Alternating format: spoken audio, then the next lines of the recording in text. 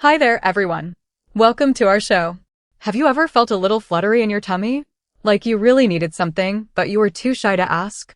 Maybe worried you'd bother someone or be a burden, even when you just needed a little boost. Well, welcome to our special chat, episode 22. That's right. Today, we're going to talk about something super important for feeling happy every day, asking for help.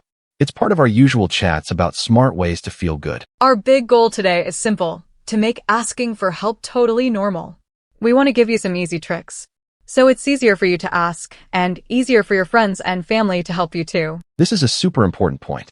Sometimes, we don't want to ask for help. We might worry what others will think, or that will bother them. Or maybe we think we have to do everything all by ourselves. But you know what? Having friends and family who care is a huge part of feeling happy inside. Talking to someone you trust doesn't make you weak. Nope.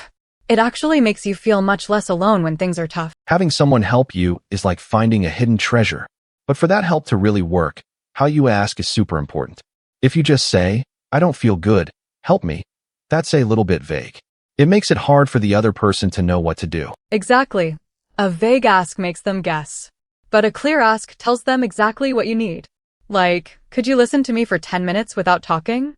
Or, would you come with me to my doctor's appointment? Or maybe, "I have a paper to check. Could you take a peek before dinner?" Or even, "I need a grown-up expert to help me. Do you know someone good?" These examples show just what kind of help you're looking for. It's much easier for someone to say yes when your request is super clear. And it's okay if someone can't help you right away. That's so true. Maybe they don't have enough time or the right tools right then. Their no doesn't mean your need isn't important.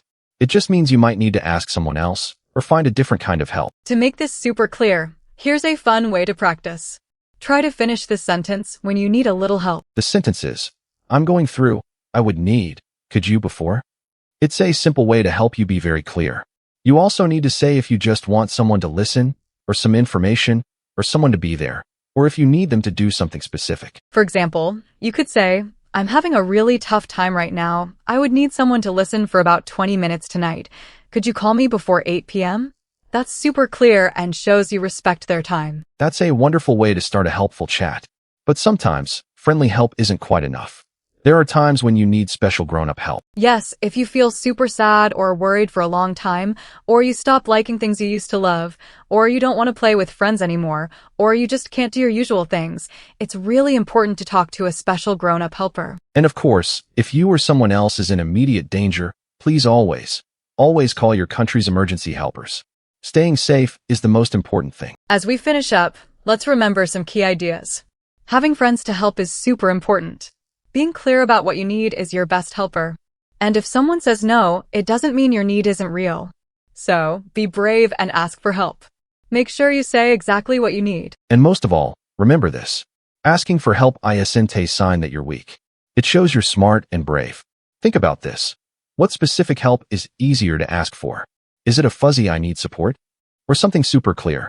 The answer is right inside you. Thanks so much for listening. If you liked what you heard today, please subscribe to our show. That way, you won't miss any of our next chats. See you real soon.